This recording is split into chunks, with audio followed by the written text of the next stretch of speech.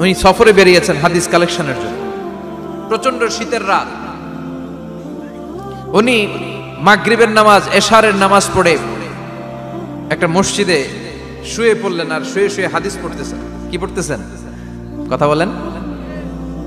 আর মনে মনে ভাবলেন রাতটা মসজিদে কাটায় দিই, ফজরের নামাজ পড়ে আবার বেরোবো। কিন্তু দারোয়ান এসে বলে মসজিদে থাকতে পারবেন না, ওঠেন। দারোয়ান আছে না, কথা কন।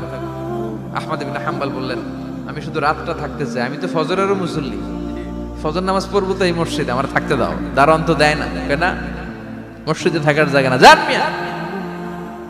উনি যে আহমদ ইবনে হাম্বল এটা চিনে নাই, থাকতে দেয়। কি করবে এখন? উনি কাঁথা গুছিয়ে হাদিসের কিতাব নিয়ে কাঁধের মধ্যে ব্যাগ নিয়ে মসজিদ থেকে বেরোয় গেলেন। কি আর করবেন, প্রচন্ড শীত, আর কাঁপতেছেন, বুড়ো মানুষ।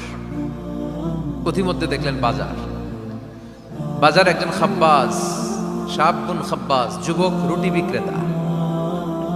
সে রুটি বিক্রি করে, চুলার মধ্যে রুটি সেকে। সে যে সালাম দিল আসসালামু আলাইকুম, যুবক বলে ওয়ালাইকুম আসসালাম। আহমদ ইবনে হাম্বল বলে যুবক আমার যাওয়ার জায়গা নেই, সফরে বেরিয়েছি, খুব শীতে কষ্ট পাচ্ছি, রাতে যদি তোমার এই চুলা থেকে একটু আগুন পোহাই কোনো সমস্যা? যুবক বলে না না সমস্যা না, আহলান ওয়া সাহলান, খোশামদেদ, আসেন আসেন, আপনি আগুন পোহাইলে আমার সমস্যা কি? সুবহানাল্লাহ পড়েন। আল্লাহ শুকরিয়া করে উনি বসলেন আর আগুন পোহাচ্ছেন। আর খেয়াল করলেন যুবক রুটি বানায় আর পরে আস্তাগফিরুল্লাহ, রুটির দলা বানায় পরে আস্তাগফিরুল্লাহ, খামির বানায় আর পরে আস্তাগফিরুল্লাহ, রুটি নিয়ে উনুনের ভিতরে চুলার ভিতরে সেকা দেয় আর পরে আস্তাগফিরুল্লাহ। দোকানদারের কাছে কেউ আসলেই সে রুটি দেয় আর পরে আস্তাগফিরুল্লাহ। ক্রেতার কাছ থেকে টাকা নিয়ে ক্যাশ বক্সে রাখে আর কি পড়ে, আবার রুটি বানানো শুরু করে আর কি পড়ে, খালি এইটাই পড়তেছে। ইমাম আহমদ ইবনে হাম্বল তো অবাক, কিরে এটা আবার কেমন যুবক, খালি আস্তাগফিরুল্লাহ। উনি প্রশ্ন করলেন যুবক ঘটনা কি?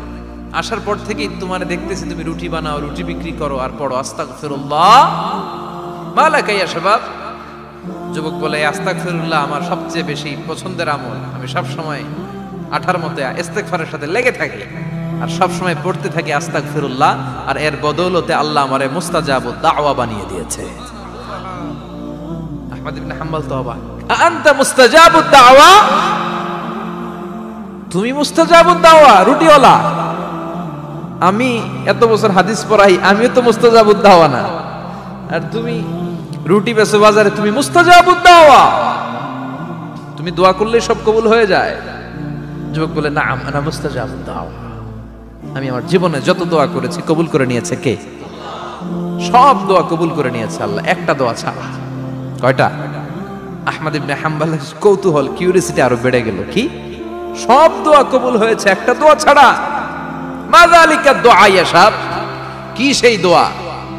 যুবক এবার বলতে শুরু করলো আমার জীবনে যে দোয়াটা আল্লাহ কবুল করে নাই সেটা হচ্ছে আমি আল্লাহর কাছে অনেক চেয়েছি, অনেক দোয়া করেছি যে আল্লাহ শুনেছি এই জামানার সবচেয়ে বড় মুহাদ্দিস, তার নাম নাকি ইমাম আহমদ ইবনে হাম্বল।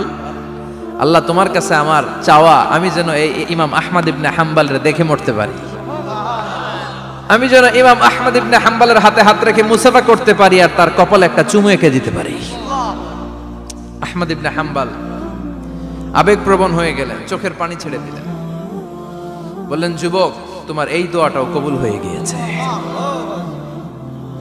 আহমদ ইবনে হাম্বলের দেখা সাক্ষাৎ পাওয়ার জন্য আহমদ ইবনে হাম্বলের বাড়িতে তোমার যাওয়ার দরকার নাই, আহমদ ইবনে হাম্বল তোমার দরবারে ছুটে এসেছে। আনা আহমদ ইবনে হাম্বল মুহাদ্দিসুদ দাহর, আমি নিজেই আহমদ ইবনে হাম্বল। যুবক চোখের পানি ছেড়ে দেয়, আহমদ ইবনে হাম্বল চোখের পানি ছেড়ে দেয়। যুবক চিৎকার মেরে ইমাম আহমদ ইবনে হাম্বলকে জড়িয়ে ধরে, হাতে হাত রেখে মুসাফা করে, কপালের মধ্যে চুমু খায় আর আল্লাহর শুকরিয়া করে বলে ও ইমাম আসলে এই দোয়াটাও আল্লাহ আজকে কবুল করে নিল। বিশ্বাস হয় সবসময় ইস্তেগফার করলে আপনার দোয়াগুলোর এইভাবে কবুল করে নিবে কে? এই পাঁচটা জিনিস পাবেন সবসময় যদি ইস্তেগফারের সাথে লেগে থাকেন। রাজি আছেন তো? এজন্য বিশ্বনবী সব সময় নামাজে সালাম ফিরানোর পরে পড়তেন আস্তাগফিরুল্লাহ। কি পড়তেন? 3 বার পড়তেন আস্তাগফিরুল্লাহ, আস্তাগফিরুল্লাহ, আস্তাগফিরুল্লাহ। পড়তে রাজি আছেন? ইস্তেগফারের অনেকগুলো আলফাজ আছে, সবচেয়ে ছোট ইস্তেগফার হচ্ছে এটা, আস্তাগফিরুল্লাহ, আস্তাগফিরুল্লাহ।